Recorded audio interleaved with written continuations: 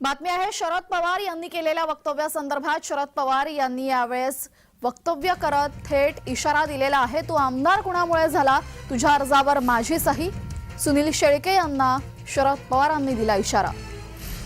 तर बोलण्याआधी शहानिशा करायला हवी होती अशी प्रतिक्रिया आता सुनील शेळके यांची समोर येतेय। माझी विनंती आहे, एकदा जलदाची दिली सर्वभास पुरा असं काही केलं तर शरद पवार म्हणतात त्यांना काळजी करू। मी या रस्त्याने कधी जात नाही, पण या रस्त्याने जाण्याची स्थिती कुणी निर्माण केली तर सोडत नाही। दम दिला किंवा कुणाला फोन करून सांगितलं की साहेब मावळ तालुक्यात येत आहेत, आपण जाऊ नका, असा एक तरी व्यक्ती आपण उभा करावा। अशा एका तरी व्यक्तीने आपल्याला पुराव्याची माहिती द्यावी, अन्यथा मी संपूर्ण महाराष्ट्रात सांगणार की साहेबांनी मावळ तालुक्यात येऊन माझ्यावरती खोटे आरोप केले।